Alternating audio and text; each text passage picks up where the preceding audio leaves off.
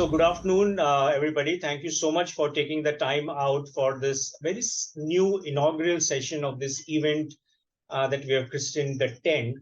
And there are multiple connotations to this. Tent is what people put up when they're going on a hunt.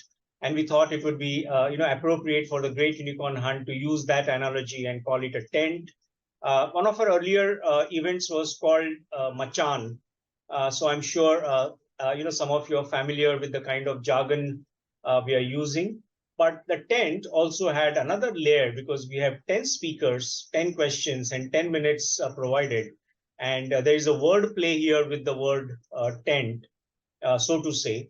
And this is a fairly different format we are experimenting. And I'm sincerely grateful to each of the speakers, the faculty who have taken the time out, agreed to be such sports and come on this session, because this is not a conventional fireside chat. This is not a conventional, panel discussion. This is a session almost like a knowledge in a capsule, where we are going to talk about one question, address one question, grapple with one question, and of course, take the help from the speaker, from the faculty, to kind of throw more light, throw a certain different angle, a dimension, a perspective to that particular question.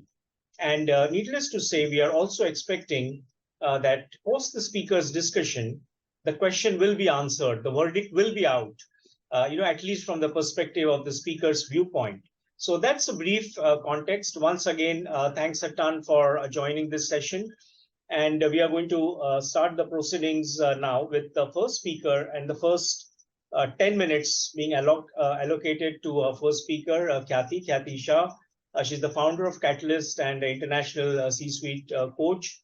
And the question that we have posed to Khyati is fairly vexing, fairly easy, fairly difficult, as the case may be, but no better person than Khyati to answer this. And Khyati, as they famously say, your time starts now. And the question, as you know, posed for you is, does coaching really help founders? So Khyati, over to you. Thank you so much, Sachin. You make me feel like I'm on KBC, fastest fingers first. 10 minutes mein khatam karo. So I'm taking the liberty to just share a screen and, maybe make it a little easier for everyone to understand what I'm talking about. So thanks once again, Sachin. I always kind of find it amazing, the kind of analogies and names you come up with. And this tent is just as interesting. And now that you've made me the opening batsman, does coaching really help founders? I think I want to start with giving a perspective of, first of all, what coaching is not, because there is huge confusion of what is coaching and, of that perception of what is it that we really talk about. So let me first clarify what coaching is not. Okay, so it is not therapy. Coaching is not where you're going to dive into your psyche and past and, look at what happened right or wrong in your life. It is not mentoring. I'm not necessarily an expert in your field, and I'm not going to be able to tell you something out of experience in your industry or field. And neither is it consulting. It is not purely about the business and numbers and how to grow it. So then what is coaching, right? Just something like this picture. It's a space where you are able to untangle your thoughts and come out with clarity on what you want to do moving forward as an entrepreneur. And when I say entrepreneur or founder, I mean a coaching process looks at the whole person. It's not just the business. It's not just the person. It's a combination of you and your business and how, this whole process is working for you as an entrepreneur. It's a process where a coach partners with the coachee with thought-provoking questions, whereby the client is able to figure out solutions for his problems himself. So this is not advising. This is not mentoring. I don't tell my clients what to do, because as a coach, I believe that if I tell you what to do, there are lesser chances that you will actually do it and succeed.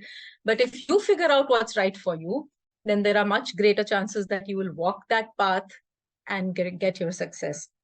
So coaching is really about partnering. And, I always tell my clients, you are in the driver's seat and I'm sitting with a map next to you. I'm going to help you figure out the direction, figure out the goal, how to get there in the best way possible, and deal with the bumps that come on the way. So before I dive into what is coaching again, I would like to, ask all those present here to just reflect on times when you've tried to do something new, when you've tried to venture into this entrepreneurial space. Have you ever felt stuck? Have you ever felt confused? Have you ever felt you're at a crossroad and you don't know which way to take? Or sometimes felt overwhelmed because you're juggling so many balls. And these are also times when you're not sure who you can lean on, who you can trust, sharing all the information and trying to figure out your solutions. So these are areas where a coach is someone who walks with you, helps you get clarity, helps you stay focused. It's so easy to get distracted. It's so easy to get pulled into so many different directions. So goal clarity and focus is something which is literally how the coaching relationship starts, because it is about where do you want to go, right? And it is a space where trust is most important, because this has to be your safe space to untangle everything that's going on in your head and, work through all of it to come out with some solutions. Entrepreneurs are very often technocrats. They know their business, they know their product. They are not necessarily people managers. They are not necessarily skilled at leadership per se, so how to manage conflicts, how to manage feedback, how to create a second layer. Again, these are discussions which can be worked through with a coach. So there are aspects of your business where you are great at, and then there are aspects where conversations will bring out clarity on how do I move forward here. Again, as an accountability partner, when you are the founder, you are the boss, it's also again easy to get overwhelmed or to get distracted or lose track. But when you have a coach, you're constantly accountable to someone. You're setting targets, you're setting milestones, and then you have a partner who's keeping a check on that, so that really is something that my clients have found very, very important, because it's like, who keeps the boss on track, right? Of course, a lot of self-awareness happens through this journey. You learn how to lead people. It's, again, as I said, it's not just about the business, because your dream is not to remain a 1%, 2%, 5% team. Your dream is to become 100, 500 people team. How do you manage people is something that you learn as a skill through your conversations, through figuring out what suits you best as your personality, as what are your skills and how you can balance it out. Of course, work-life balance, I mean, there's various ways to look at what is work-life balance, especially in post-COVID work from home situation. But it acts as a reminder that you have to take care of yourself also, so that you're able to take care of your business. So, getting burnt out, stressed out, completely diving into it, and then not being able to get up the next day is not the way to work in the long term. And strategic planning, as I said earlier, here is someone with whom you can unpack all that you are dealing with, and then start picking on what's important, and how do you want to move forward, or which are the priorities that you should go with. So in the end, I mean, just as we say, the proof of the pudding is that I've just put in here a couple of testimonials from some entrepreneurs I have worked with, where they have said, that working with me helped them to set up their focus areas, a plan of action, and then staying on track. It helped them to generate alternate viewpoints. It was their safe space. It shortened that from ideation to execution, because again, the mulling around reduces when you have someone with whom you're thrashing out all the pros and cons, and whether or not you want to do something, you're able to take a call and just go forward. So my take is that yes, coaching can help founders. A coach is your partner when you are going through this journey, which can be very, very lonely initially. And here you have someone you can trust and open up with to resolve whatever problems you're dealing with. Have I stuck to my 10 minutes, Sachin? Oh, yes, absolutely, Khyati. Thank you so much. Okay. So thank you. Thank you for the opportunity to share. And I don't know if any Q&A is possible here, but if so, No, I can. Sure. No, what we're going to do is later on share a link of a LinkedIn group we have created specifically for this event, and request people to interact with each other or ask questions, so that we don't eat into the faculty's time here. But once again, thank you so much, Khyati. So I understand your verdict is coaching does help founders, and they better believe in it and better take it seriously and obviously act on it, right? So Yes, thank you so yes. much, Khyati. I can Thank request you. you now to stop sharing your screen as we move to the next speaker, which is Varun Shah, who's the co-founder and CEO of Eccentric Engine, a global XR company from India.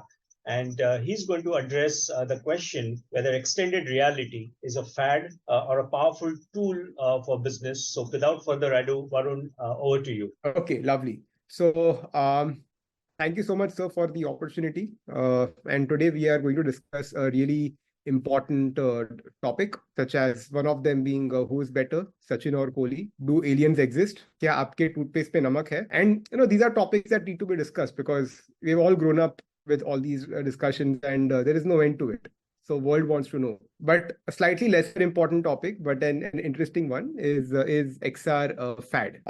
Expectation that people have with XR is that I'll be in a virtual world, I'll be going to Mars, I will be fighting with the dinosaurs, and I will save the world. But the reality is this. I'm sure a lot of you have actually worn some devices, gone on websites, tried some demos. Although, for being sweet to the developer or the person who has made it, or the entrepreneur, you'll be like, this is superb, this is very cool, this is kick-ass. But I'm sure most of us walked away from these experiences saying that, yaar, ye to load hi nahi hua. Ye to yaar mere ko sir dukhne laga. And happens to all of us. That's because of a cardinal mistake that people have been making. And that people think that, oh, I just need the right device. I need the latest phone, latest VR headset, and I can have a great user experience. What people do not remember is that there is a layer of rendering that happens between the two, which actually facilitates your user experience. Now, without that layer of rendering, everything falls flat. It's almost like you have a great car without an engine or without a battery, and you're trying to drive it. And this is the topic that's not spoken about, and unfortunately not understood by a lot of XR founders also. And for this, I will just show you a short video. So by the way, 1-3D, which is our proprietary rendering engine, is what I'm here to speak about a little bit more. This is a very, very vast topic. Companies from Apple to Google, everyone has a say in this. But today, of course, we'll stick to our worldview, which of course is small, but I think it's significant. I'm going to play you a short video that actually gives you an entire idea about what streaming is. We've tried to simplify it as much as possible. For a better understanding, let's take a look at how most of the world visualize their products in 3D. Streamed experiences today are plagued by lag, blurry outputs with a low resolution stream, and server connection loss. At times, you can't even enter the experience due to server load. All this at an extremely high OPEX for the OEM and cost to the users. We at Eccentric are trying to create an era of unrestricted democratization of tech. This enables OEMs to serve the experience to unlimited buyers on the internet and also provide a superior product experience at thousands of dealerships across the world to enable quick decision making. At Eccentric, we built the first ever web-based graphics engine for automotive, 1-3D, that ensures your products look realistic without the need for streaming. As you can see, this runs on your devices at native resolution without any lag. And as a bonus, the engine mitigates issues of heating and high energy consumption using our optimization algorithms. What you just saw is the automotive industry's own real-time 3D engine that fits right into their ecosystem. Even with a spotty connection, your experience remains uninterrupted. 1-3D, as the name suggests. So just the video that you saw just has a little bit of background about the tech.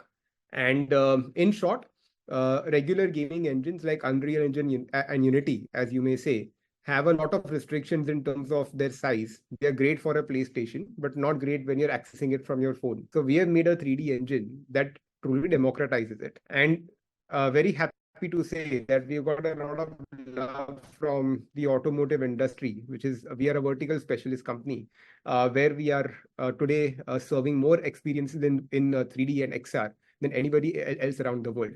Some of the most iconic companies in the world in the automotive space are our customers. We have our deployments in 5 continents, and we've our offices in 2 of them. Let's see exactly what do these companies show this for. So imagine I'm in UK and I'm looking to buy a Jeep. Until now, you could only see these images or maybe a 360 turntable. But with us, you can actually rotate the car and you can actually see them right in 3D. Let's move to Australia. This is Italian car, where you can actually, Alfa Romeo trusts us to visualize their vehicles better than a lot of other European and American companies. Dealers in America actually work with us for really interesting use cases. For example, this is their website right now, where you can only see images. But with us, they are able to actually show in 3D what cars are there on their lot or what's there on the inventory. And you can actually see these cars driving down the lot to see exactly what are you going into before you deep dive into the car in 3D. And when you do deep dive into the car in 3D, you're actually able to build the car. You're able to place cycles, canopies, whatnot. That just helps dealers upsell and customers buy better. This is an image from a few days back. Our employee in Korea launching a dealership there. So a lot of proof points to say that yes, there is a meat in the tech. We are the next leap in graphics. Of course, XR is huge, but we are addressing one vertical at a time, automotive being the first. We call our tech foundational. Think of LLMs in terms of AI. 3D is exactly enabling a lot of use cases, for a lot of OEMs and their partners so that they can actually show better and sell faster. So is XR a fad? Well, I will leave it up to you guys to decide, but this is a question I have no answer to. And maybe we can have a healthy discussion right after this. So that's us. That's about us. Thank you so much. Thank you so much, Varun. I think you have not left any doubt in anybody's mind whether XR is a fad. Clearly, it is not. If global Fortune 500 organizations are trusting you to develop solutions around this technology, clearly it cannot be a fad. I think it is just a matter of time when more and more, sort of corporates adopt it. And I'm sure as customers, we are going to perhaps at some point of time start demanding that, hey, I'm not going to be able to give my business to you because you do not have a XR-enabled functionality that can let me enhance my buyer experience. So that was an awesome take, Varun. I know it was a very tricky question for somebody who has evangelized XR for so long a time, and it's almost an uncomfortable question. I was almost expecting to be killed by you when I asked this question. But sincere thanks for being such a sport and shedding light on this. Thank you so much, Varun. We now move to our next speaker, who is Vinit Bansode, who's the founder of Graphology Research Institute, a TEDx speaker and author. I first heard of what Vinit is doing in a podcast by dear friend Sandeep Kulkarni, who's a renowned Marathi film actor and producer. And I saw his podcast called Bade Aam, in which Vinit was talking about how graphology, the science of studying handwriting signatures, has so many use cases that I have absolutely no intention of stealing Vinit's thunder. I would like to pass on the mic to him, where he's going to grapple with this question that we have posed to him, that if international security agencies can use it closer to home in our ecosystem, in the startup ecosystem, can't we use graphology as a tool for due diligence? So on that note, Vinit, your time starts now. Over to you. So thank you, Sachin, for this opportunity. Without wasting my 10 minutes, I'll directly jump to my topic, because it's very, very difficult to explain such a new topic, which is graphology. I've been doing graphology for the past 20 years now, and this is my full-time profession. I work with corporates, and the question is, can we use this for understanding the mindset of co-founders, or maybe doing some kind of analysis? Definitely, because we are already doing it. But let me tell you what graphology is all about. Graphology is actually understanding the mindset of a person. It's like we have a ECG machine for the heart. We have the handwriting and the signature for the mind. And it's a very old, science, which is thoroughly practiced in the European and US countries. But India, it is, people have started now accepting. I do this, with corporates, and I also am on the panel of many co-founder, or you can say incubation centers to help, the founders. Now, how different it is from psychometrics, because the moment we say we can read people's character or behavior, it is directly compared to a psychometric test. So psychometric is basically based on asking you some questions, and I'm sure people who have given multiple psychometrics, after a time you actually kind of crack what the question is and how you can do that. That is one. And secondly, the psychometric test is extremely good for certain, aptitudes rather than the tendencies of a person. So the core difference between grapho analysis and psychometric test is we can go to an extent of identifying some tendencies which are not yet revealed in the personality. For example, a very common challenge that we see in founders is that during the struggle period, they are very, very motivated. They are very connected, bonded, wavelength is matching, etc. But as the organization grows, and people start experiencing money, power, and fame, a subtle, personality trait which was not visible for many years start coming out. Or what is the size of people's expectation or goals? That can't be seen in any kind of test or any kind of even background screening. Many organizations go and see the background screening of a person, or we do the background verification of a person. But all those things are from the way the person is behaved in the past. So a person who is behaved in the past is one history, but the hidden tendencies that a person can have, which are not yet revealed to the world, is the area of concern. And that's the reason we continuously say this statement to in our day-to-day living, that I never expected this person to behave like this. And that is the area we actually focus on. That I know this person for the past 5 years or 10 years, but I never thought this person will say this, or this person will behave this, or this person must be thinking this. So a small question to everybody here: do we have certain things in our mind? Maybe it could be an opinion, it could be some thought about some very, very sensitive topic in the world. It could be your future ideas. What is your, how are your relations, or what is your real ultimate plan in life, and things like that. We all have these kind of secrets in our mind. So if we have, then I'm sure everybody in the world has certain things in their mind which they have not shared with anybody in the world. Now, knowing this, how can we be very sure that to say that I know this person very well? Because we only know the person to the extent the person is allowed us to understand that person, and that is where people change as they experience power, money, fame, recognition, or their goals are completed, or things like that. So we can actually do an analysis on how this person will behave if we give him power, how this person will act if he gets money, how this person will behave if he gets fame. Can he handle fame? And I don't want to take any names and any organizations, but we know many times big companies appoint a good, after a good succession planning activity, they appoint a CEO, and then they realize that this person is not working out, and they have used all the tests and all the possible competency mapping and everything, and still they feel that this was a wrong choice. Why? Because how he will behave after sitting on that chair and experiencing that power, that nothing can analyze in this way. So that is the core difference between any other analysis tool and Graphology tool. So Graphology, another thing is, while recruiting, when we are hiring co-founders, or we are hiring maybe a CMO or a CTO or a CFO or whoever, we normally go by the resume and what are his talents and what is his experience and what is the result he's delivered in his past organization.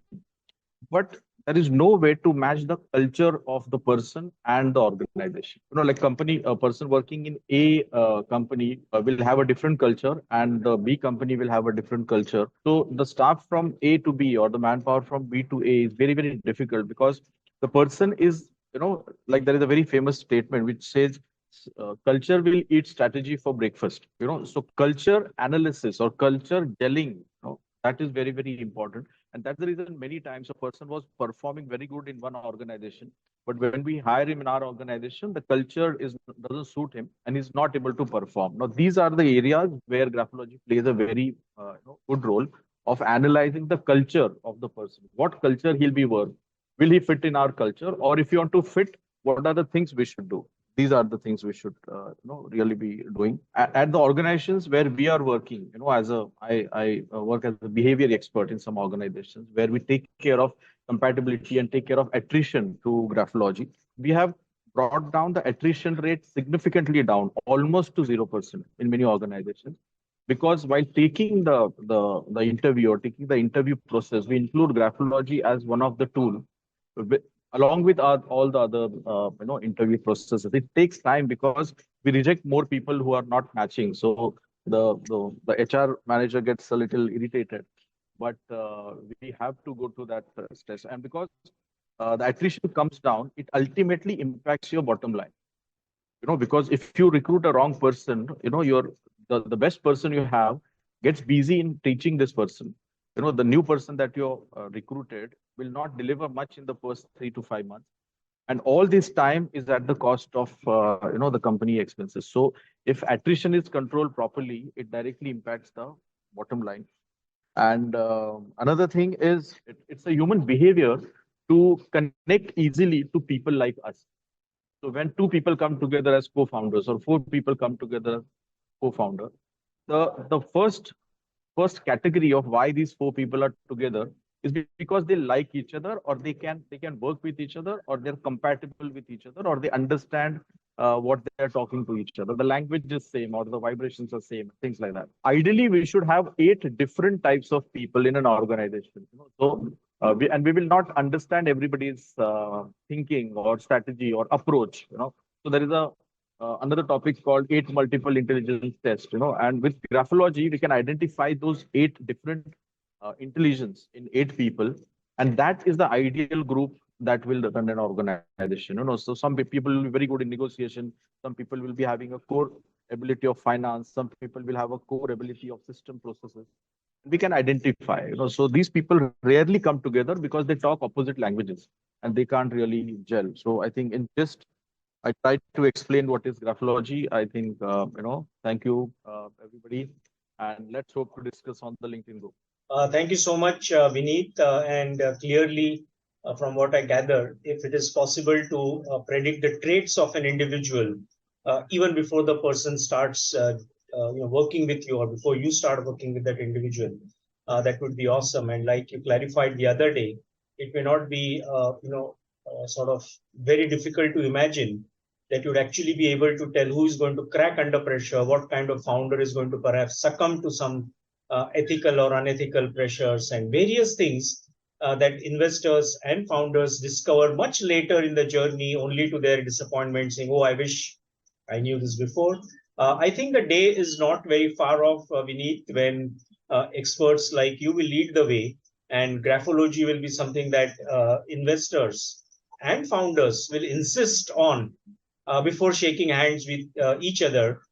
Because I'm sure there are some founders here, on the bridge, who might be thinking, oh, I wish I had this tool before I took the investor in. I would have come to know a little better.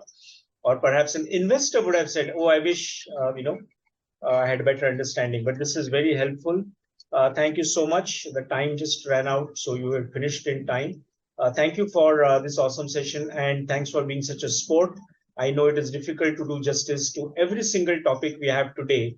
And I think it is the magnanimity of each of our speaker to even want to sort of grapple with this Shiv Dhanush, as they say, in such a short time. But once again, thank you so much, Vinit. We now move to the next speaker, who is Girrish Kalla. He's the founder of the World of Battle, TWOB, and an eminent sports guru. And Girrish is going to grapple with a question posed to him, which is esports a fad or the biggest multi-bagger of the near future? Because a lot of new things start as fads, apparently. And even before people can sort of bat an eyelid, they have become huge multi-baggers. And we have seen this in our lifetime about so many things.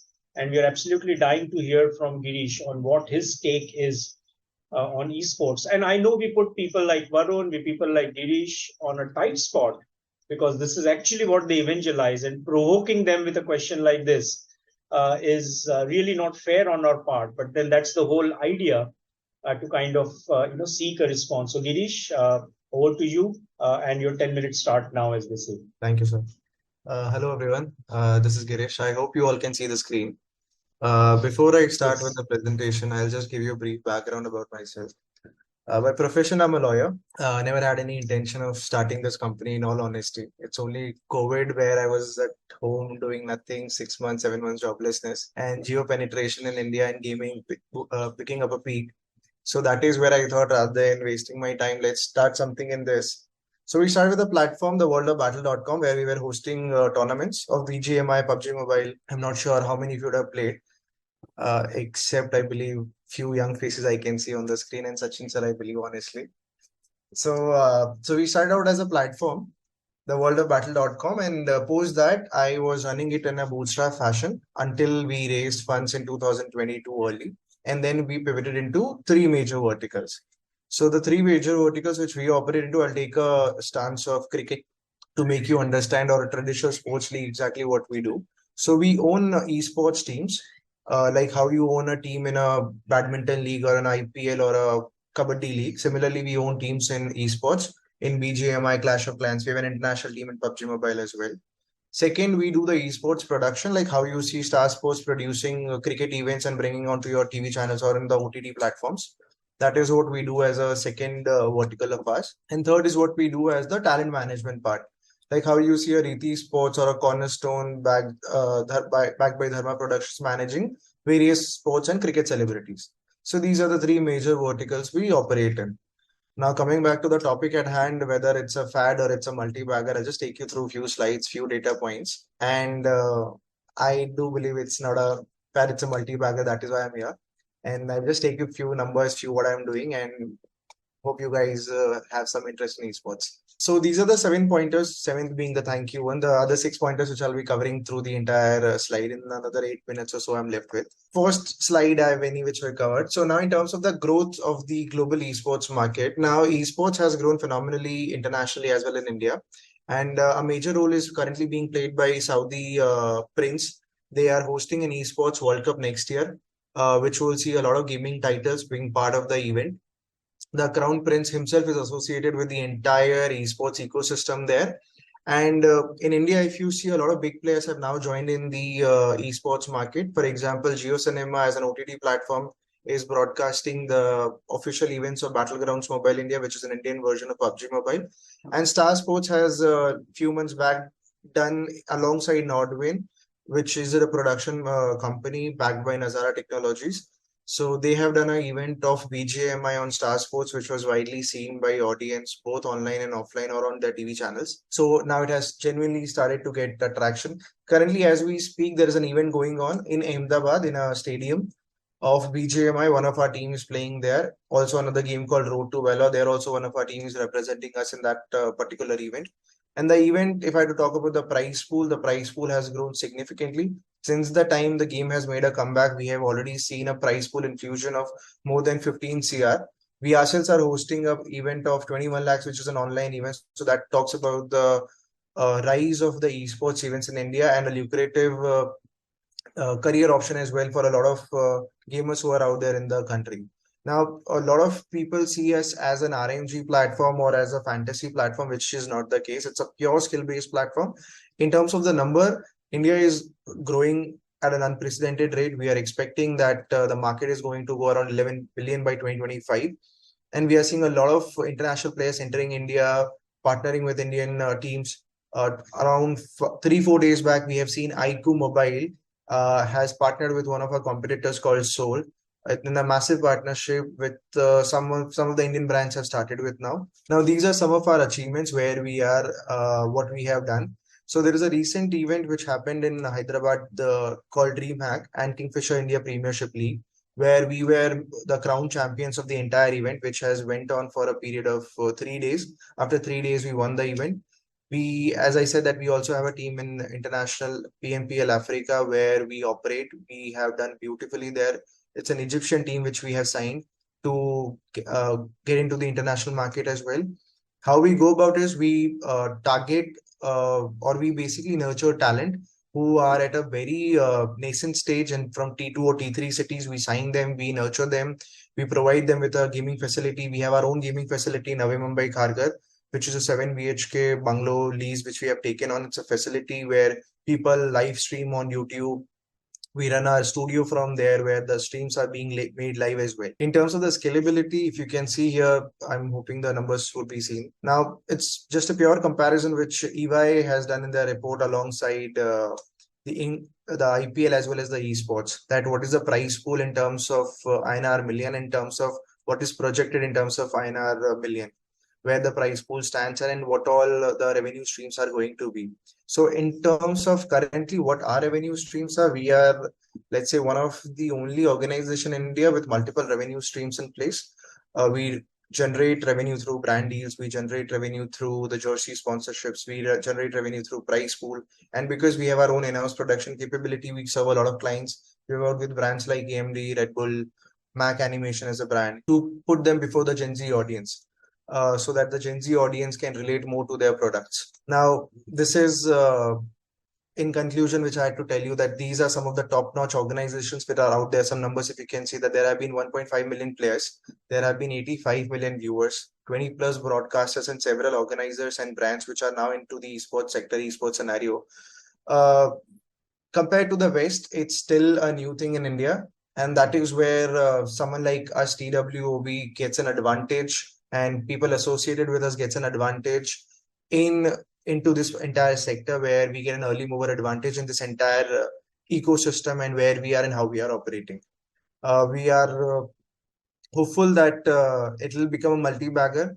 The only reason for that is the World Cup, which is coming up, as I said, next year, and the Middle East playing a great role in this entire scenario. And if you all, I mean, I'm not sure that you guys would know, there is a Counter-Strike game as well. I believe Sachin sir would have played it. So that Counter-Strike game also, there is an India versus Pakistan, which is also happening next year early.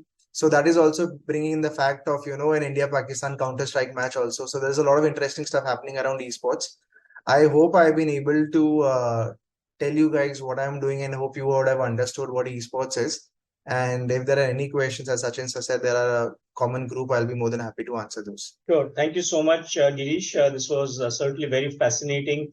And I know I have seen this story from close quarters, but I'm sure the folks who kind of saw the whole esports scenario, the huge landscape, as you kind of shared it, would be quite surprised that something as phenomenal as this is kind of silently growing. And the day is not far away when India will be winning, huge prizes and will be on the global map of esports, thanks to front runners and torch bearers like Girrish here. So Girrish, thanks for taking the time. Thanks for being a sport here. And for those who must have seen on Geo Sports, very mainstream channels like Geo have kind of started promoting esports. So the day is not far off and you would be curling up on your sofa, not to watch the World Cup of cricket, but maybe some World Cup, of esports. And what you're seeing on the screen right now, Girrish, is not an IPL. He's almost the BCCI for esports in the making. So on that note, once again, Girrish, thank you for demystifying esports. And of course, it's not a fad, as is very evident from what you described. Thank you for taking the time out. And we now move to our next speaker, who's Raghunandan KS, founder of Elders India, Elders Wealth. I know him as a pioneering angel investor. We go back a long way when I first met Raghu in Bangalore, and a seasoned business leader who has managed transition into angel investing and now in this phenomenal space, where he now helps us grapple with a question that we have posed to him, whether the senior citizen workforce is a myth or is it a reality as a GDP contributor. So Raghu, over to you. Okay, thanks Sachin once again, and a quick introduction about my background. I worked for over 22 years in IT industry, 20 with IBM in various leadership positions, and 2 years with Cisco as the MD for India and SAARC for the services business. Based on my services, personal experience and the gaps I saw, I founded Elders India, which is a B2B2C platform and an initiative to inform, enable, and empower employees of corporates that partners with us to provide better care for their parents. It was a multi-year effort to create the platform and build an ecosystem around that to ensure maximum number of elders getting the support across multiple locations and across multiple needs, right from home health care to elderly assistance, safety, security, emergency response, social connect, and financial security. Elders Wealth was later set up to address the financial needs of post-retirement life. Now, coming to the question, is senior citizen workforce a myth or reality as a GDP contributor? Before we answer the question, it's important to understand why this question is so crucial for us in India and at this point in time. With that background, then we can look at the question from the lens of an individual or family, and then from the perspective of corporate or business, and then put together to form a view. I'll use senior citizens or older adults interchangeably to refer to 60+ population. 7% of humans that ever lived on this earth are alive today. The same number for older adults is a whopping 50%.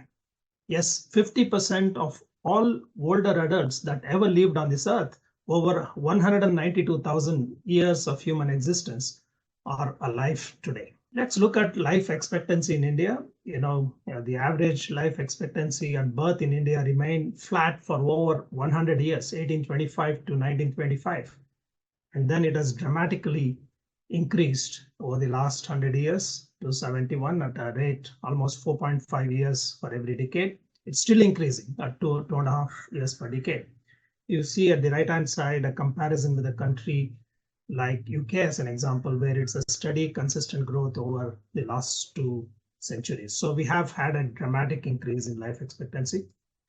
And one consequence of this is that the population pyramid, which on the left-hand side you see for 2011, you have maximum number of children and tapered all the way to the top. By 2036, the right-hand side chart, the bulge will move significantly up, and there is shrinkage at the bottom. And you see the table to the right there, overall population increased by 34% between 2000 and 2022. But the 60+ population grew 3 times as fast at 103%, and 80+ population grew 4 times as fast at 128%. Between now and 2050, total population is projected to grow at 18%. 60+ population grows at 7.5 times that number at 134%, and 80+ population will grow 15 times that rate at 279%. You can imagine what it does to the age profile. Traditionally, the working age is considered as 15 to 59. Children below 15 and older adults above 60 and above are considered dependents, and now normally looks at the number of children and number of older adults as a percentage of working population to get what's called dependency ratio. You see that in the next chart, the working age population will actually shrink in India starting 2031, and dependency ratios for children, again, this means the number of children for every 100 working population, which is 15 to 59.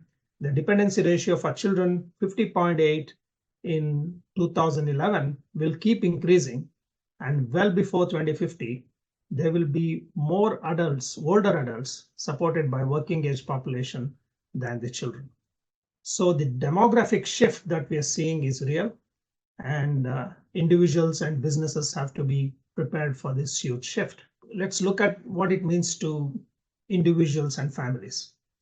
We now have less children per family, increasing prevalence of single-child nuclear families.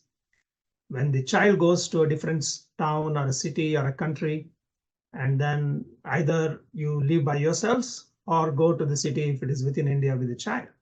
So the number of elders living by themselves in India is increasing, and also the urban elderly population is increasing at 3 times the rural elderly population as a result. There are implications to this that needs to be understood and acted upon.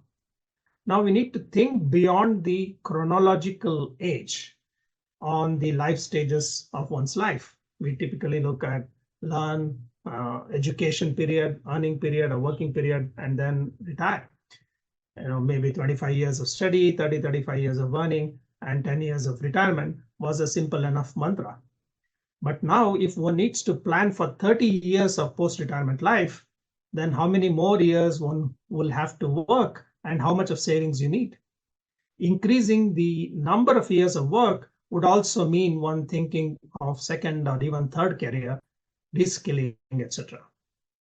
lifespan increase should result in increasing the number of years of healthy life as well, and with financial security. So living longer, healthier for longer, and productive for longer is the goal.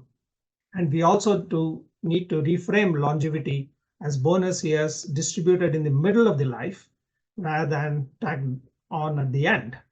Living longer but productive for longer and healthier for longer should be the goal. And if you look at it from the business standpoint or corporate standpoint, one obvious impact for business is the market opportunity. The growing senior segment presents itself. Silver economy, which refers to the spending power of 50 plus population, could well be in excess of $2 trillion but in India by 2050. Healthcare, financial services, recreation and culture, etc. some of the segments that will get significantly benefited. Worldwide senior tourism market, for example, is projected to reach $4.6 trillion in 10 years from about 367 billion in 2022. Then demographic shifts and skills shortage, which is currently prevalent in India, it creates an opportunity for corporates to look at senior citizens as a talent pool. Evidence suggests that older workers have different mix of skills to younger ones, and that diverse teams perform better. Experimentation and adaptation will be required to discover how best to harness the skills of intergenerational teams. We also need to make sure that we provide early and continual access to retirement planning services that incorporate awareness of the impact of longevity for individual employees and the effect of caregiving and the financial impact at different stages. And it's also critical to enable employees to prepare for or provide caregiving. With the working age population shrinking soon, we need to increase the labor participation rate of the working age population. We still have very low participation rate, about 25% among females. That has to go up. And one way to do that is to ensure that we support the employees for caregiving. Let's quickly summarize. Demographic shifts are real and not fully understood. We need to prepare for aging India now. We don't want to be old before we get rich or developed nations. Longevity is multifaceted and has multiple stakeholders, corporates, society, service providers, including medical community, government, and of course, family, in addition to the elders themselves. Emphasis on overall well-being, financial, social, mental, and physical, rather than just the economic productivity is critical. With longevity, senior citizen being part of workforce and contributing to GDP is a huge opportunity and actually an imperative for most individuals and businesses and for economic growth.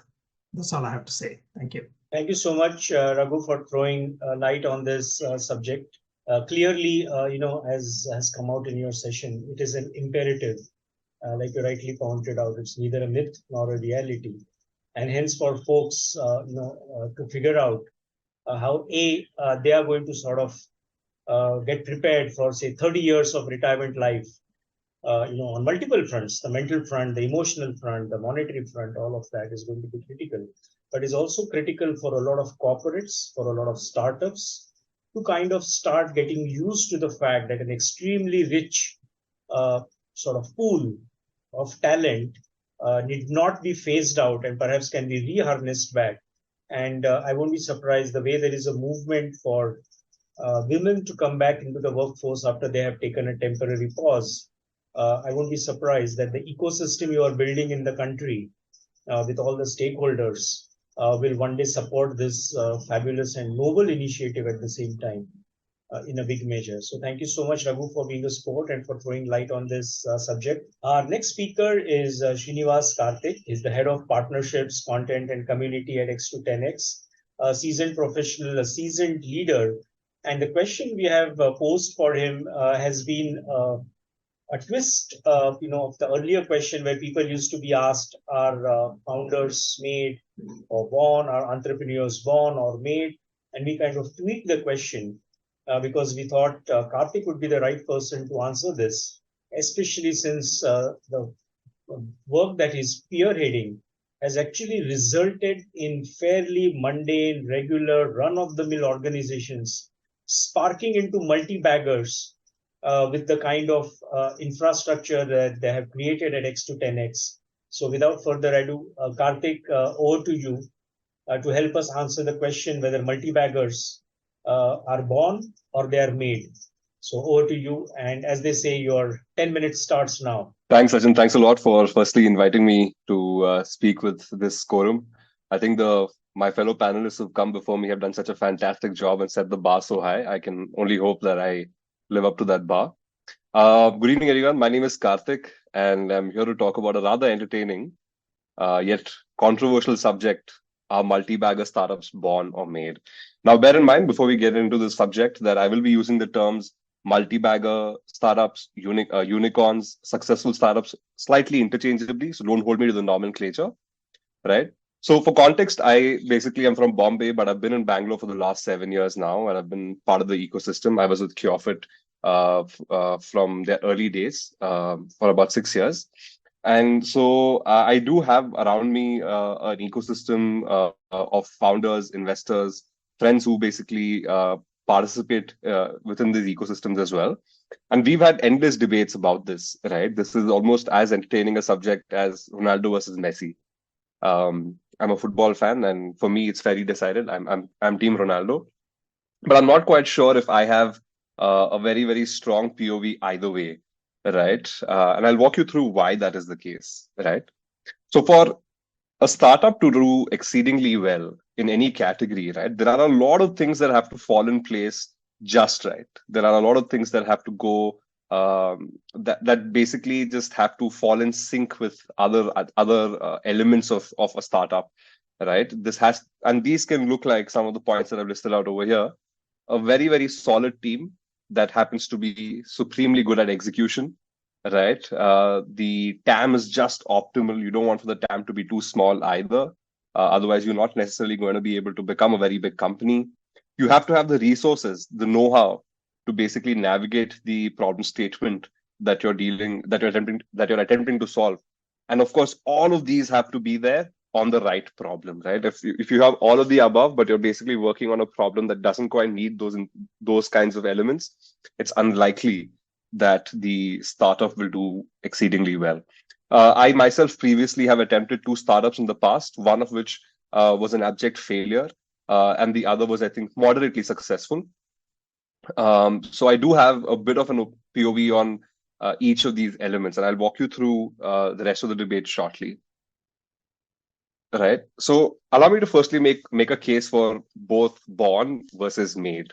Right. I think startups that inherently just hit. So when we say multi-bagger startups, right, I think if you were to basically just dive in a little bit more, what you're referring to essentially is product market fit, right? And for some startups like Facebook, Zomato back in the early days, back in 09, 010, right, they basically just hit PMF almost right off the bat, right? And this happened or due to a bunch of reasons, right? Inherently, there were certain traits that the startup had that basically the market wanted at that time, right? In the case of Facebook, it was basically the need to connect with your peers on campuses. In the case of Zomato, it is the need to basically understand where you should go to eat, right? You want to learn about it before you actually step out, right? The next piece that I think is super critical is basically the founder's vision, right? When I was in the B school, right after the B school, and even for a few years in my professional career, right, I used to think this founder vision is basically a bunch of mumbo jumbo. You know, it's one of those things that everyone likes to throw around. But actually, that's not quite the case. I've actually witnessed it firsthand, that the founder's vision for where, let me break that founder's vision down a little bit more by calling out that the vision is nothing but an idea or an idea for what the ideal state should be like for that category or for that problem statement, right? So the founder factor is super critical. And of course, market timing, right? I will elaborate a little bit more on market timing because it has a little bit more to do with whether startups are, successful startups are born or made, more than we perhaps give credit to. The case for made is basically that these are startups that are effectively always on the hunt. They are scouting. They're very, very proactively trying to discover what works for the users that they're designing the solution for and what doesn't, right? And another very, very critical element for startups that perhaps can be labeled as made a multi-bagger is the amount of support that they have, right? The amount of runway that they actually are able to amass for themselves. The Indian startup ecosystem and largely globally as well, right? I think there are way too many stories of startups that because of a lack of runway were unable to actually pull off the vision that they had initially designed for their users, right? And then of course business acumen and strategy, right? What kind of decisions are you making along the way on this particular journey that effectively allow you to deliver the most optimal experience, the most optimal solution for that particular problem, right? There are obviously again several case studies here, Slack, Twitter, and Urban Company being my favorites. I would recommend that you check out this book called Hatching Twitter, a wonderful book about how Twitter was actually conceptualized, right? But when you basically lay out when you build the case for born versus made and you pit them against each other, right? At the bottom of it all, through introspection, you will realize, as I did over the last several years, and after very entertaining, sometimes volatile conversations with friends in the ecosystem, that every successful startup at the core of it basically relies on a very fundamental core insight that makes that particular problem very relevant and the solution very relevant as well, right? Startups that happen to be that we can perhaps label as born inherently have that insight baked into the startup right at inception, right? Largely perhaps down to founder vision. And startups that basically are made are startups that are effectively very, very thoughtfully, very proactively, with intent, figuring out the way to get to that core insight, right? They either discover it or they happen to stumble upon it, right? This is one piece that I think is super critical. This and market timing, I think inherently will, I think your POV effectively on market timing and core insights will help you decide which of the camps you happen to be in, whether startups are born, whether successful startups are born, or whether they are made. So, like I said at the very start of this conversation, right, that effectively what we are referring to when we say multi-baggers, we are referring to startups that have extremely strong PMF. And the thing with PMF is that it is a very, very, for some startups, obviously, it's super elusive. But for most startups, if you were to dive into their journeys, into their P&L as well, you will see that PMF happens to be a very ever-evolving metric. What happens to be PMF for a startup when it's doing revenues of 10 crores is very different from the PMF it seems to have when it is at 100 crores. And again, the PMF evolves when the startup hits basically, say, 5,000 crores, right? And if I had to basically simplify it and come up with a recipe for a startup, right, that happens to do really well, it has to be a combination of the below, right? Like a very well-defined problem, and the definition of well-defined problem inherently includes that it is a very relevant problem, right? There are lots of problems that aren't quite relevant, but people have tried to make businesses out of it and have unfortunately, as expected, not done particularly well. So you need a well-defined problem. You need a very thoughtfully crafted solution. I think Kunal Shah is rather popular on Twitter, calling out that solutions have to be orders of magnitude better than whatever is existing. I think Peter Thiel also said that at some point. And I have to agree with him. I have to agree with these super smart folks, right? You do require a solution that is extremely well tailored to the audience you're selling to. You do require great timing. And I will talk about that in just a minute, right? And it definitely helps if you happen to be a little lucky as well. And you have to be a little bit lucky primarily with timing, I think. One of the things that I learned when I was at Kyofit happens to be several businesses rolled into one. And one such business that we had was MindFit, right? MindFit was basically a chain of studios that we'd set up in prime areas, prime high streets, right? With the intention of providing mental wellness offerings, right? The idea was really, really great, right? The TAM is super large, given that we're a young country, we're still evolving. Mental health is becoming a super big concern for us. You would have thought that MindFit would do really, really well, but MindFit absolutely struggled, right? We had, I think, upwards of 60 centers at our peak across 4 different cities.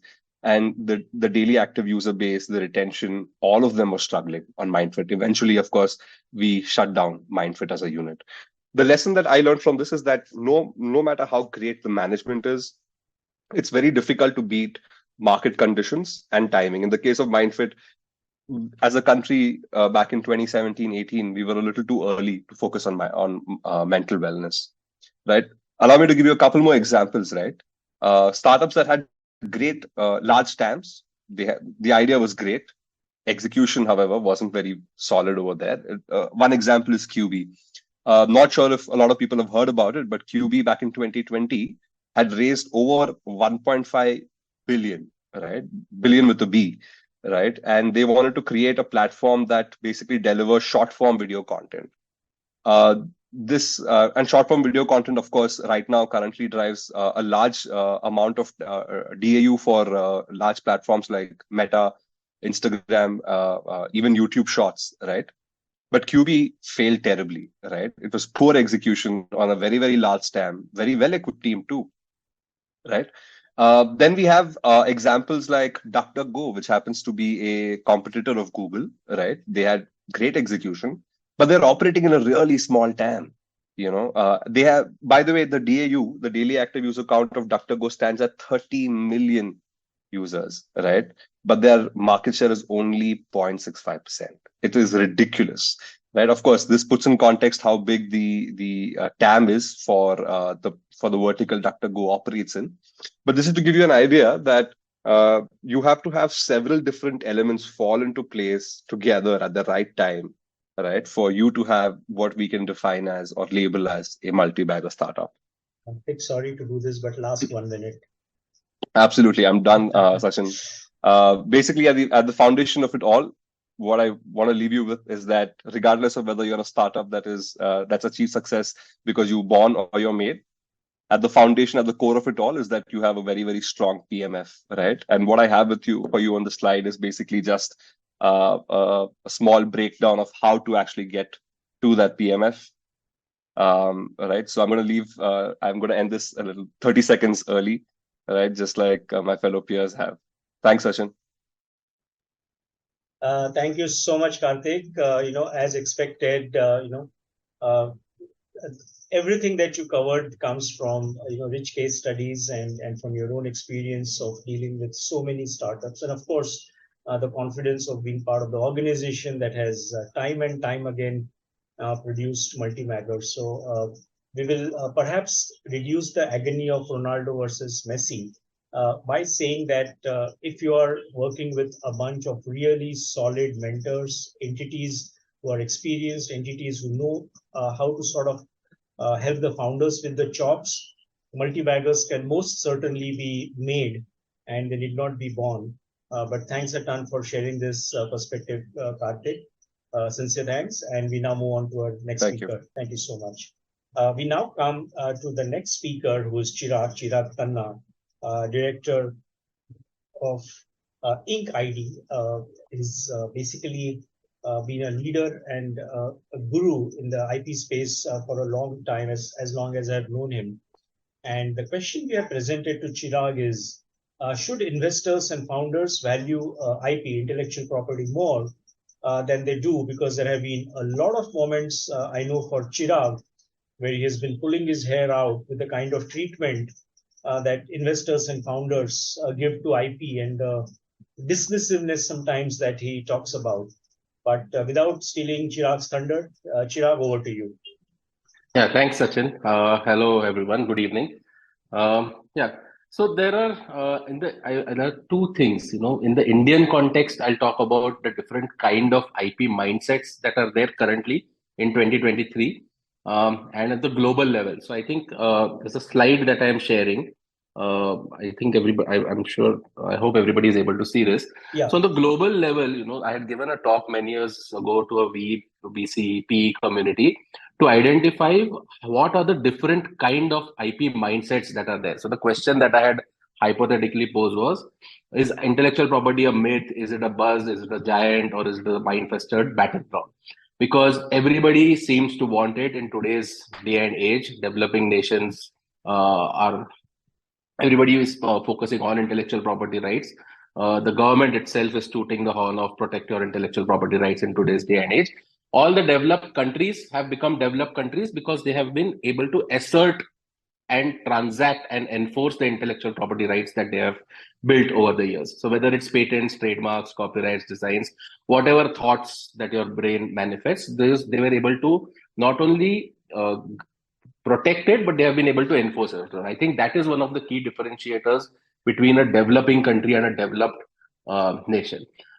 So on this slide, you'll see the different kind of IP mindsets. The very first typical ideal startup culture from an Indian perspective, where we judiciously protect what is there, as opposed to the second Silicon Valley culture in a developed country, where everything and anything under the sun is to be protected. So if you are a company in India with a technology, we would select only the best out of the bucket and protect, because we always correlate R&D with costs right from the word go. If it was a startup of Silicon Valley, irrespective, so something like Fitbit, something as intangible as Fitbit has a portfolio of over 300 patent applications. What that means is that if you were to enter into the wearables game, you would have to analyze whether those 300 odd patents are valuable or not, and automatically a moat is built around you. Whether they are valid, worthy, does not really matter. Then there are companies like Apple, where everything under the sun is protected, whether it's the staircase of an Apple store, whether it's the layout of an Apple store, the box of an Apple store, the entire Apple versus Samsung story, where only the design of a rectangular phone with rounded corners was protected. They are the biggest players. The second last was somebody like Samsung, who started with copying what Apple was doing and progressed to capturing the market. There are pure play IP players who do not have a product, but have made billions of dollars by enforcing their IP rights against Facebook, Microsoft, Google. Those are those companies, typically, again, in the US, Vernetex. US is a country where people have figured out exactly how to monetize IP, even if there is not a product around it. And then there is something as outlier as Theranos, who still, in the IP world, has a brilliant IP portfolio. Everybody knows there is no product around it, but their patents get granted even today. So what some outlier like Theranos did was they figured out where the theories of the IP world end, where the realities of the practical world start, and figured out that sweet spot in between, where they played investors all around the world from, I think, 2004 to 2015, when they got caught. But everywhere, in each of these layers, IP played an important role on a global scenario. In the Indian context, now we have startups who are doing outstanding stuff in healthcare, fintech, the typical startups who want to play the PEVC game. They diligently do protect their intellectual property rights. Because their investors ask for it right now. Whether the investors understand it or not is still a question, but everybody asks for IP. And B is the moment these companies become a little bigger or they start venturing into developed worlds, that is where, again, this question is asked to them. On the second level in India, where IP is now valued, is at the MSME level also, where so we have clients where they make lunch boxes, but where design is a crucial element. But those designs are protected, and those designs are enforced also very regularly. So those communities come to us to see whether they are infringing on a particular design or not. So IP is being taken seriously in that world. And then the simplest form of intellectual property right, forget about complex inventions or designs, trademarks, basic names, ownership of basic names. If you are in the D2C segment, if you are in the retail segment, forget the legal world, Amazons of the world are now forcing you to have trademarks. If you don't have trademarks, they will not list you on Amazon. So it has become as simple as that. So across a horizontal variety of layers or a vertical variety of layers, IP has become important. Founders are giving value to it. Again, as I said, it may not be for their interest. The start of where IP is given importance is immaterial, but in the long run, only people who have valued IP, those companies have matters. Because I've been doing IP for 20 years now, and over the last 10 odd years, I've been focusing on startups, 13 years actually. In these 13 years, we have seen two life cycles of startups going from 0 to 100. And then we have seen exactly at what level IP plays an important role. And so because we work in the Indian context, I work in the Singaporean context where we don't have unlimited money when it comes to R&D, where we don't have unlimited money when it comes to protection of IP, where every resource has to be justified.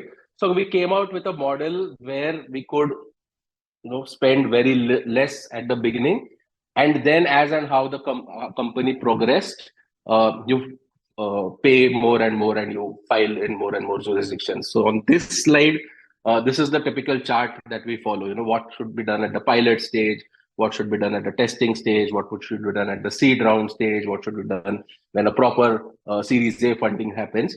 So IP progression, product journey, and investment, if all of these three are aligned together, then I think there is a reasonable manner in which impact can be done, right? So toward the end, this is, again, as I said, I've seen two life cycles where people have gone from 0 to 100. So this is one catchphrase that I have only written. This is my article. So, I'll read it out. It may seem irrelevant if you mathematically equate intangibles with growth, because at the start, it is always, it is an R&D activity. So it's always a pit that you're putting money into. You don't know what is going to come out at the other end. Getting intellectual property rights, actually owning them from start to stake, also takes a long time. So you don't know whether whatever you're planting, when it will see the day of light. Just exactly what you're doing with your startup. But eventually, startups with IP can do to big companies what big companies can do to startups. Basically, if big companies are bullying you, if startups have IP, they can bully big companies with their IP as well. And across the world, IP, the legalities, the courts around who work with IP have become proficient enough. They have made sure that IP rights are protected in their spirit and scope. So in today's day and age, founders are valuing IP. As I said, the reasons may be unknown, but founders are valuing IP for a variety of reasons. So I'll end here. Great. Thank you so much, Chirag. Knowing, and I have read this article before, so knowing your viewpoint, I wasn't expecting anything different. And that's an awesome quote, by the way. What startups with IP can do to big companies. And I'm sure founders across the country, across the globe need to take note of this. Thank you so much, Chirag. Chirag is also one of our resident experts looking at the IP part for co-founders team, and the way Khyati looks after the whole SME listing. And once again, thank you so much, Chirag, for this awesome enlightening session. We now move to the next speaker, who incidentally is also a resident expert with co-founders team, with the co-director, Devki Naik, who is the founder of Naik Forensics. She's an independent forensic accountant with masters in criminology and grad in economic offenses from New York. So, Devki, the question, as you know, that we have posed for you is forensic accounting only good for post-mortem of scams, or can it help prevent frauds in startup? And the reason, as you know, the question has been posed to you is a lot of startups are going belly up purely because they do not have the time to kind of plug the holes. Sometimes the holes are actually created mindfully by founders or by vested interests. Investors certainly don't have the time to micromanage the leaks, and that's where forensic accounting comes in. So over to you, and your time starts now. Thank you, Sachin, for that gracious introduction. Without wasting any time, I have put together a few slides to keep the conversation focused. So I hope the screen is visible. Please confirm so I can begin. Yeah, it is. Okay. Okay, great. So forensic accounting, can it prevent frauds in startups? Let's find out. So to start the conversation on a lighter note, just like there are two sides to a coin, there are two sides to fraud. You are either the victim of it or you are the perpetrator. The consequences of being on either side are equally bad. And today's conversation is about how this can be prevented by you as a founder or you as an investor. So what exactly does a startup fraud look like? It could be all this and much more. If there is one takeaway that you remember after my slot of 10 minutes, I would like it to be this, that you are not immune to fraud. It could happen to you, or even worse, intentionally or unintentionally, you could be committing a fraud. So having said that, let's see if forensic accounting could be a savior. I'm sure everyone here understands the term accounting.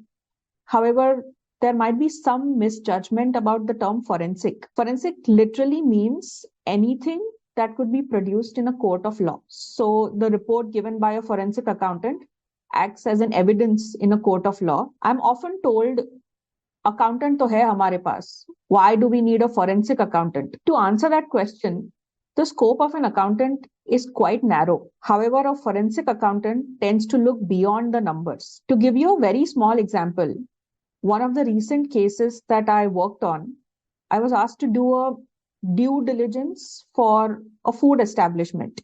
So we started looking at the numbers, the balance sheet, the books of accounts. We saw a lot of entries under the category repairs and maintenance. We went one step further and looked at the parties to whom these payments were being made under this repairs and maintenance category. So our first red flag was that more than 80% of the volume of payments was made to one party, and the rest, about 18-20%, were made to others. Our second red flag was that sequential invoices with repeated amounts, round figures, were raised by the party to whom these payments were made, the one party. Our third red flag, the services for which these payments were being made were not listed on their website, or the company was not known to provide those services. The last red flag was that there was no supporting document for the transactions that were happening. That means there were no invoices, there were no goods receipt notes, there were no documentation by the company for why these payments were being made. The party in question was a multi-crore revenue generating infrastructure company dealing in real estate. A food establishment is a cash generating business, like we all know. Real estate in India is also heavily reliant on cash. Now, the forensic accountant in me has already started thinking about the money laundering angle. Honoring the boundaries of my profession, I will not divulge the final findings on this matter.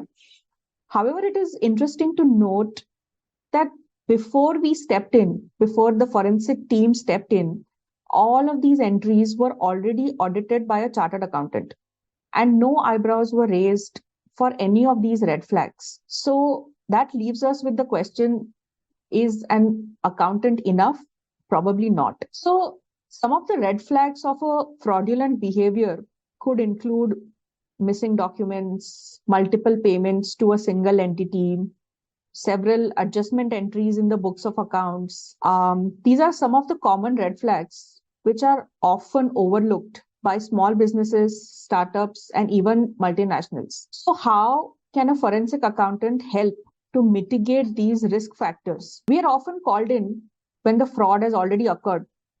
So instead of saying, "Dal mein kuch kala hai, daya darwaza tod do," we are often burdened with the task of a post-mortem of a fraud, where the dead body is lying right in front of us, metaphorically, of course. The proactive approach is simple, cost-effective, and less damaging to a business. However, it is also almost always the most overlooked approach. Something as simple as conducting a due diligence exercise on potential vendors, customers, partners could be a savior in more ways than one could imagine. Monitoring high-value transactions, which now RBI has mandated in a certain economic threshold, but these things could be far more cost-effective and time-saving. The cost of non-compliance with Indian or foreign laws can easily be avoided by taking a proactive approach. So if there are so many benefits to taking the proactive approach, why businesses are still shying away from it? Let's look at some misconceptions revolving around the practice of forensic accounting. So the first misconception that I would like to deal with is fraudsters only target large businesses. Absolutely false. Fraudsters target businesses which are vulnerable, and your startup is no exception to this. The second misconception, forensic accountants only get involved after a crime occurs. Again, this is false. By conducting risk assessments and suggesting best practices, forensic accountants can significantly reduce the likelihood of financial misconduct. The third misconception, it's easier or probably cheaper to write off fraud than to prevent it. Not at all true. Fraud prevention can be done in a cost-effective manner. And the last one, fraud prevention is a one-time effort. On the contrary, fraudsters are constantly evolving and finding new ways to commit frauds. Therefore, businesses need to be constantly updated, and their fraud prevention strategies need to be one step ahead of the fraudster. Having said all that, we come to the concluding remarks. Is forensic accounting really helpful for startups? And the answer is yes. To see your startup grow and flourish is probably the ultimate goal of every founder and investor. And forensic accounting or prudent practices can probably enable you to reach this goal better and more efficiently. So with this food for thought, I would like to conclude the session and happy to take on any questions later on in the external group which Sachin has created for all of us. Thank you, Sachin, once again. Thank you so much, Devki. And I wasn't expecting any different an answer from you. You're absolutely right. Startups can certainly be extremely proactive, when it comes to preventing frauds. And the writing is on the wall with the kind of explosions that are happening left, right, and center. That startups better kind of wake up to the reality that they're not immune. And it's not as if a certain size of startups are vulnerable.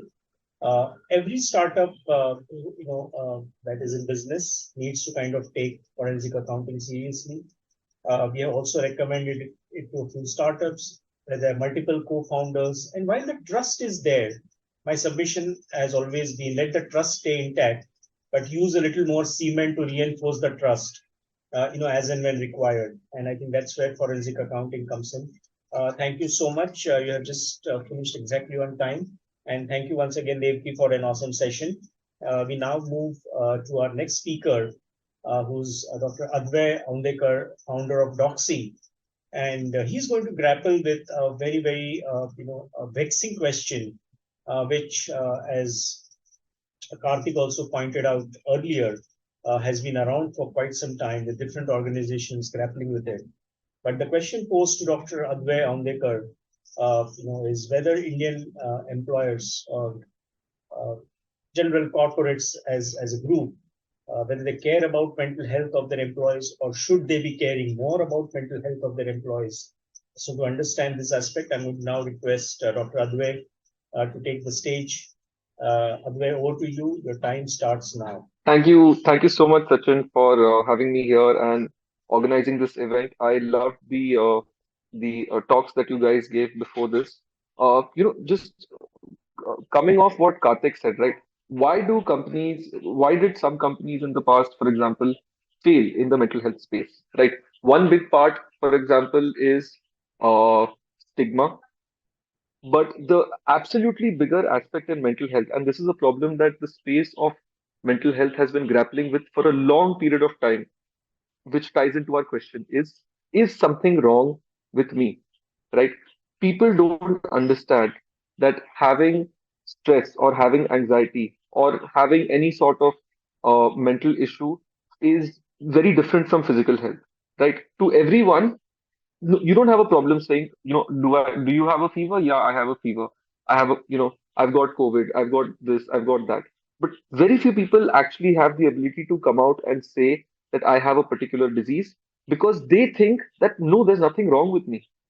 There's no symptom of depression or anxiety, right? It's all in the mind, people keep saying. So today, in the 10 minutes that I have, I just want you guys to take away something away from this webinar. So, one of our tools is a product called Mindscreen. Mindscreen is a 7-minute analytical tool that you could just scan a QR code, or I'm going to put a link in the chat. It's a small questionnaire that you can just open, answer a few questions, and check it out for yourselves. Do you have anxiety? Do you have stress? Do you have depression?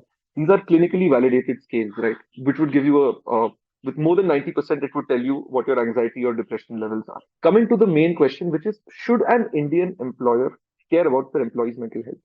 Let me start by what an Indian employer or any employer around the world's existing philosophy is, right? The first thing, in my experience, that I've felt when speaking to employers is, why should I do this in my company? Everybody is okay. Everybody is happy. Trust me. Depression to baki companies mein hota hai.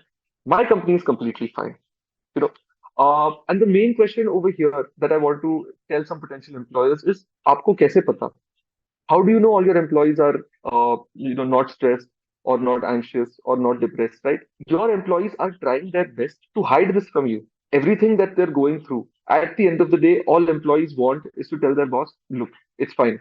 I mean, I crossed the deadline, I did this, I did that, but my theek hu, I'm fine, right? The next question becomes, should you proactively, you know, even care about your employees' mental health, right? I mean, after all, you're an employer, you've got your own bottom line to worry about. You've got, all sorts of deadlines, all sorts of targets to achieve. And, whether you talk about employees' health, okay, you cover insurance, right? Insurance covers essentially all of their physical health. So should you even care about mental health, right?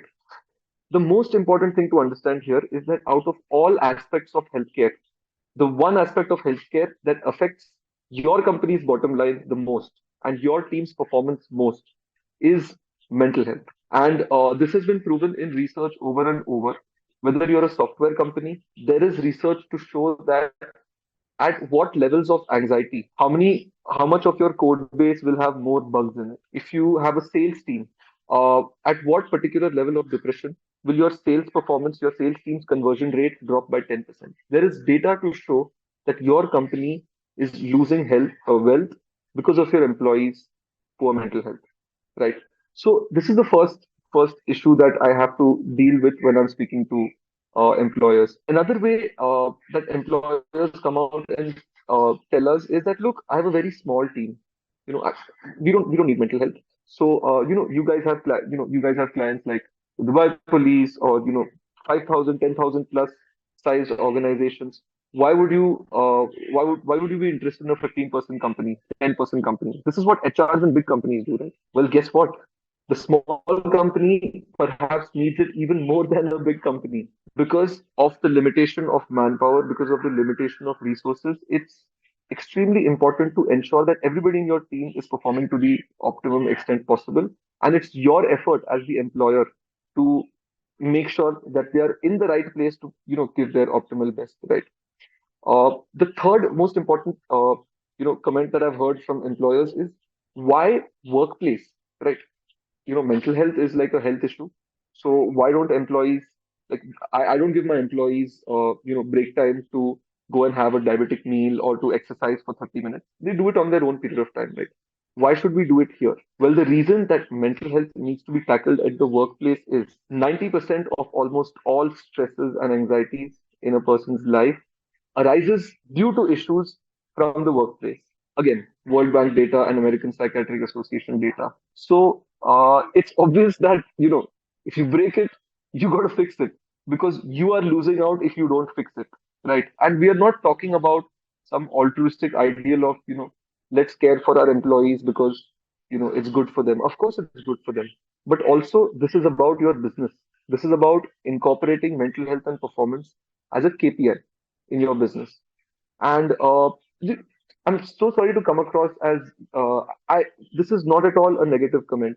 I think Indian employers actually care about our employees way more than other geographies. And I say this as a company with clients in the Middle East and right now in the USA. Indian employers actually care about their employees more and actually take a longer term perspective on their employees, in my opinion. But the only reason Indian employers don't want to spend more is that they don't see the ROI. मैं 20,000 rupees या 50,000 rupees क्यों spend करूं on anything which doesn't give me an obvious effect on my bottom line. That's what it comes down to, right? So we found that one way to tackle it is to have industry leading productivity loss estimate metrics. In other words, how do you tell a company that, look, if You have 500 people in your company and 50 of them are depressed. These 50 employees are costing your company 2.5 lakh rupees per annum. Don't you think you should spend 50,000 to, improve them? Uh, Another thing companies grapple with is, we have mental health coverage. We used to have mental health coverage for 2 months, unlimited psychologist and psychiatrist consultations, and nobody used it, right? The biggest challenge of delivering mental health at the workplace is employees think their data is going to be seen by their boss. And the last thing an employee wants is for their boss to know how stressed or how depressed or how anxious it is. So it's extremely important when you're solving for employee mental health to account for anonymization and data security. That is the only way you will get employees to actually fill out their actual responses. And we have engagement rates almost 3 times higher than other employee health engagement questionnaires. And the reason we do this is by ensuring complete anonymization to the tech stack. For instance, you would be filling out, if some of you are filling out these questionnaires, right? At the end of my session, I'll just take 2 minutes and show you guys group analytics. So out of the 20, 25, 30 of us who are here, whoever's filled it, we would be in real time deriving anonymized analytics and showing everybody how many of us over here are depressed, are moderately depressed, mildly depressed, severely depressed, according to our age group, according to our gender group, but without revealing our identity. There is no way in the analytics for the identity to come out. So we've seen that if you have to solve a problem as massive, and after COVID, it's reaching like a tipping point. Everybody today cares about mental health, right? Unlike 2016, 2017. But the way to tackle it is not at home, is not in a consumer facing way. The way to tackle it is by hitting the workplace. And the reason you should hit the workplace is because employers, it's your wallet that's leaking money. That's it.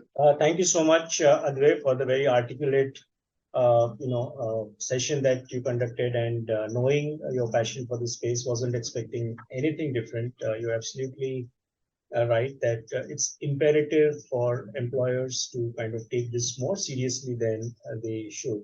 And there was an interesting fact that you shared that Indian employers actually care more about, which I'm sure is going to be a music to the ears for a lot of chief human resource officers of a lot of organizations in this country. A very interesting perspective.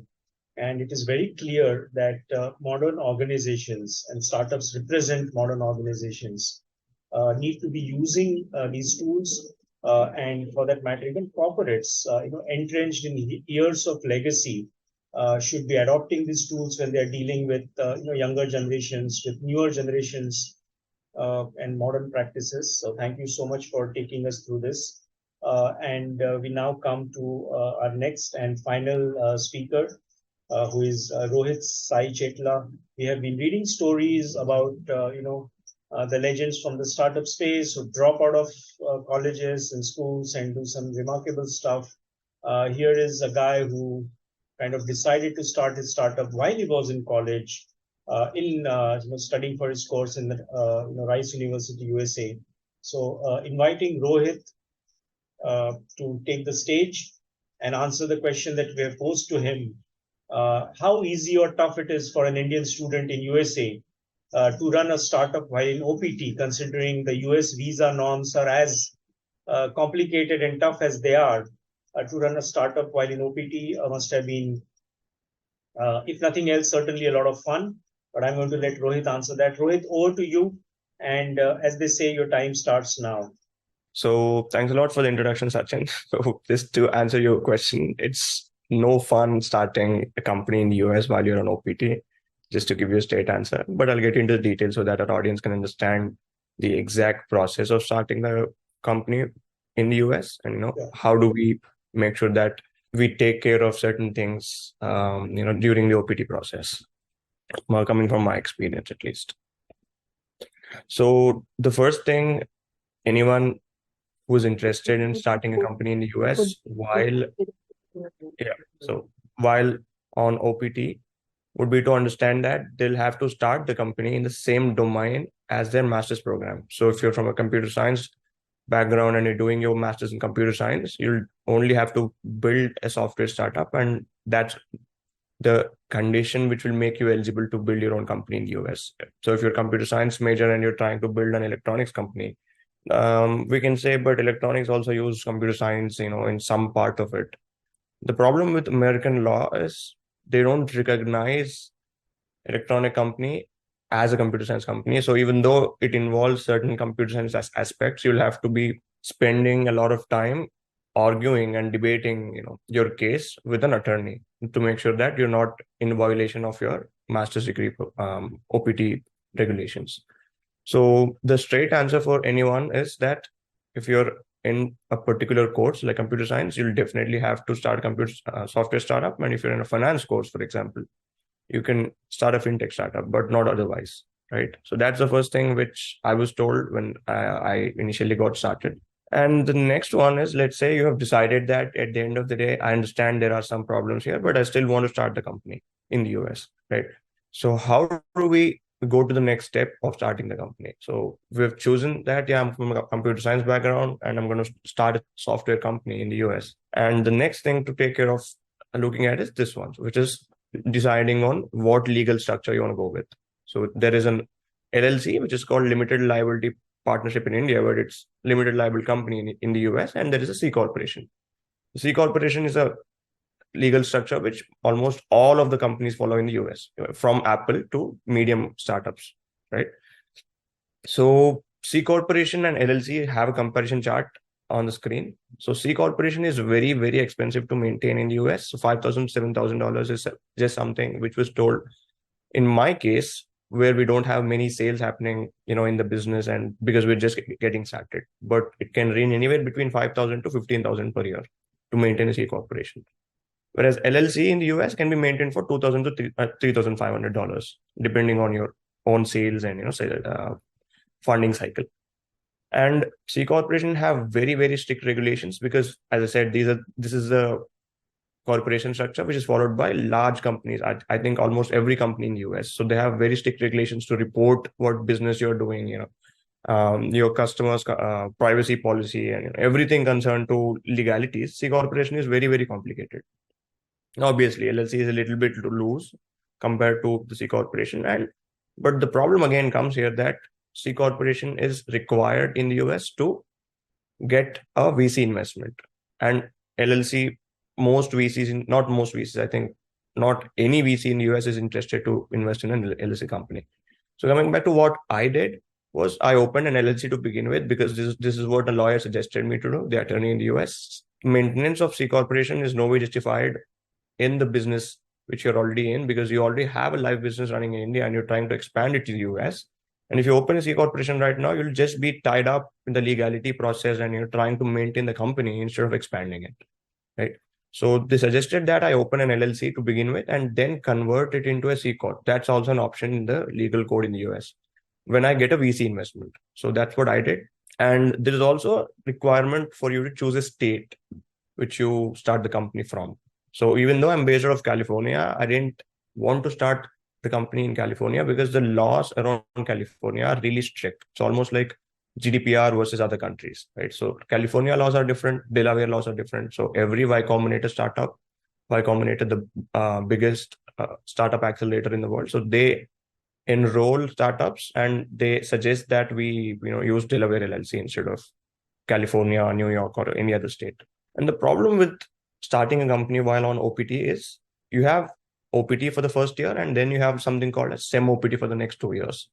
But according to the US law, students are only eligible to work on their own startups for the 1 year of OPT work, not for the STEM OPT part. So, but what do you do? Let's say I start the company and I'm seeing some considerable traction in the market, and now you're asking me to leave my company, or what will basically happen. So this is what will happen on year 1. You can work on your own startup. You need to maintain a very clear, proper taxation structure and also be regulated in a way that it doesn't jeopardize your visa status, right? So there are a lot of problems and legal questions which I cannot answer at this point, and definitely will be concerned to a US attorney. So we need to maintain all of those in the year 1 as well, to first of all run the business and also to maintain the visa status. Because if the business which is being built on OPT year 1 is having some problem regarding a tax problem or a legal problem or anything, that could easily jeopardize your visa status, and you'll have to leave the US basically when the problem starts.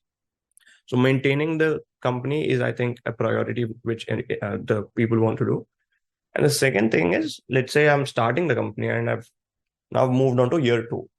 What we need to show is a considerable traction from year 1. So what do you mean by considerable traction? That's a problem which US laws have not clearly defined yet. So is it $1 million in sales? Is it $1 million in VC investment? Right? So it's always debatable. And what most people do is they go to an attorney and try to make their case instead of arguing, saying I have $1 million in my bank or something. Right? And there's also minimum employee count which is required inside of the company in the US to make you eligible for the working on the second year. Right? And from second year and for H-1B sponsorship, after the visa expires, you'll basically need a company which is e-verified. It's a legal thing, you can say, company which is e-verified. You need to get this verification on the company which you've built so that it can sponsor your visa. So this is the process for the first year, and on the second year, it's incredibly complicated. I try to simplify it as much as I can. So there are also other regulations like the foreign founder forms and other legal regulations, because we're not an immigrant of this country. And also certain times, depending on what you're doing in the business, attorneys have told me that it can come off as that you've come to the US for studying, you've built your own company on OPT, and now you're moving into year 2 and you're trying to establish the company right here in the US. So what intent do you have? So do you have a non-immigrant intent, which is to come study and then go back to India? Or do you have an immigration intent? So you came from India and you want to settle in the US.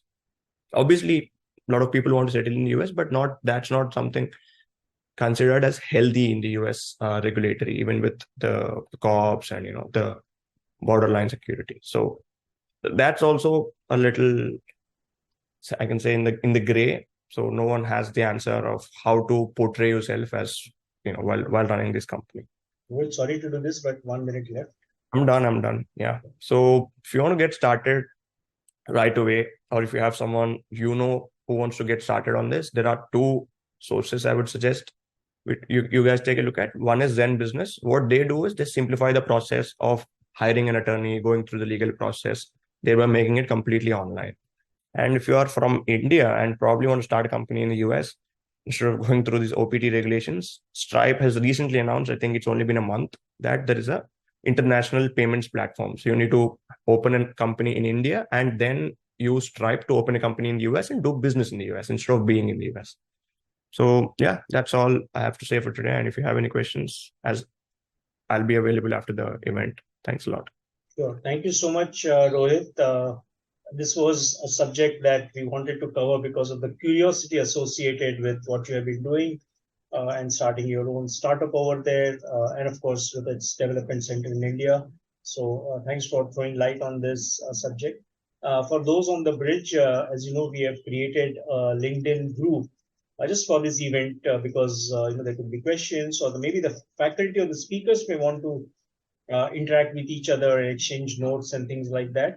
So we have created this group. I'm going to ask Ruela to share the link all over again in the chat box, just so that you could note it down and join this. I think considering that we thought this is going to be a tightrope in terms of managing time, and the topics were unwieldy, I must credit each of the speakers and the faculty for doing an awesome job in terms of managing the time. Thank you so much for being such a sport. My takeaway for sure is that these topics that we put over here are going to need far more than 10 minutes the next time we do it. But thanks to each of the speakers for being such sports and at least opening up a vista of discussion for us to expand on this. We can conclude the session now, and all I can say is, season's greetings and happy holidays. And I'm reminded of this, joke which one person had said. Somebody was a speaker, said in a room which had one Russian, one American, one British, and one Indian. And he said, season's greetings and happy holidays. and nobody greeted him back. So he was wondering what happened. And it was largely because the Russian didn't know what seasons was. The Britisher didn't know what greetings was. The American didn't know what happy was. And the Indian didn't know what holidays was, right? So I don't know how much of holidays we are really going to enjoy, but if it is the time for Christmas and the time for New Year, on behalf of everyone at the Great Unicorn Hunt, I wish each one of you happy holidays and an awesomely prosperous 2024. And once again, thanks a ton for being here this evening. Thank you so much. Thank you, Sachin. So thank you, everyone. Thank you, Sachin. Thanks, Wishing you Sachin. the Thank you, same, guys. and Thank you. thanks for putting up this platform. Thank you, Sachin. Thank you. Thank you so much. Thank you.